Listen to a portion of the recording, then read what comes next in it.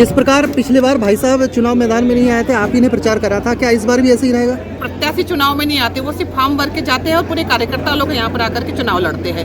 हर व्यक्ति यहाँ का विधायक है, हर व्यक्ति यहाँ का शिवराज सिंह चौहान है। सीएम शिवराज सिंह चौहान ने अपनी पत्नी साधना सिंह और अपने बेटे यानी कि कार्तिकेय को मैदान में उतार दिया है और अब वह अपने पति देव के लिए और एक बेटा अपने पिता के लिए अब चुनाव के लिए तैयारियों में जुट चुके हैं। जी हाँ, सीएम शिवराज सिंह चौहान अब चुनावी मैदान में ना उतरते हुए उनके जो बेटे हैं और उनकी पत्नी अब चुनावी मैदान में उतर चुकी है। बुधनी से सीएम शिवराज सिंह चौहान चुनावी मैदान में हैं, लेकिन कार्यालय के उद्घाटन के लिए उनकी पत्नी साधना सिंह और उनके बेटे कार्तिकेय सिंह चौहान पहुंचते हैं और यहाँ पर बीजेपी के कार्यालय का उद्घाटन किया जाता है।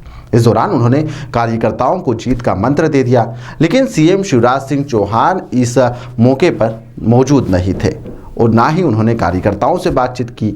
ऐसे में क्या समझा जाए? क्या सीएम शिवराज सिंह बुधनी जीत की जवाबदारी अपनी पत्नी और बेटे के कंधे पर डालकर प्रदेश के भ्रमण पर निकलने वाले हैं या फिर मामला कुछ और है? जी हाँ, दरअसल आपको हम बताना चाहेंगे कि मध्य प्रदेश के सीहोर जिले में बुधनी में यहाँ पर मध्य प्रदेश के जो मुख्यमंत्री है सीएम शिवराज सिंह चौहान, उनकी पत्नी साधना सिंह और उनके बेटे कार्तिकेय सिंह चौहान अब चुनावी रण में उतर चुके हैं। बीजेपी कार्यालय का उन्होंने उद्घाटन करा। इस दौरान उन्होंने कार्यकर्ताओं को जीत का मंत्र देने के साथ ही उन्होंने गर्मजोशी से यहाँ पर जो कार्यकर्ता थे उन्होंने उनका स्वागत करा। कार्तिकेय ने इस दौरान विपक्ष पर भी हमला बोला। उन्होंने कहा कि हनुमान जी कांग्रेस और उनके प्रत्याशियों को सद्बुद्धि दे। वहीं पर साधना सिंह ने कहा कि शादी के बाद से मैं बुधनी विधानसभा में आई थी और मैं यहाँ की बहू भी हूँ और मैं बहू के रूप में काम कर रही हूँ। उन्होंने इसके साथ ही विरोधियों के ऊपर भी जमकर हमला बोला और कांग्रेस के प्रत्याशियों को लेकर क्या कुछ कहा, चलिए आपको सुनाते हैं।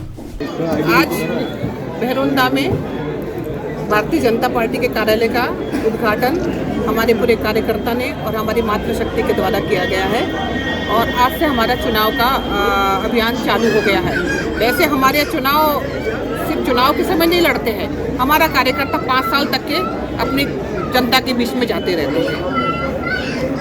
किस प्रकार का आपने लक्ष्य लिया है इस बार? कितना जीत का लक्ष्य कार्यकर्ताओं के द्वारा बताया गया और आप भी मैदान में आए हैं तो कितने से जीत होगी मान लीजिए? हम सबकी ये भावना है कि इस बार बुधनी का जो चुनाव हो उसमें जो 230 विधानसभा है उसमें सबसे नंबर 1 पे कमल का फूल बुधनी विधानसभा से जाए। जिस प्रकार पिछली बार भाई साहब चुनाव मैदान में नहीं आए थे, आप ही ने प्रचार करा था, क्या इस बार भी ऐसे ही रहेगा?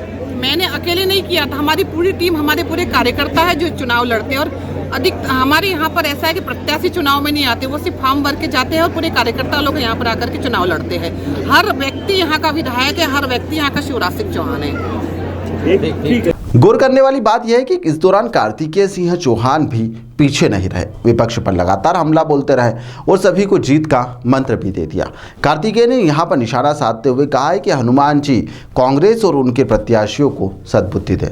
आपको बता देना चाहेंगे कि मध्य प्रदेश में विधानसभा चुनाव बिल्कुल अब कगार पर आ चुका है और इसको लेकर लगातार दोनों ही पार्टी एक दूसरे पर आरोप प्रत्यारोप लगा रही है।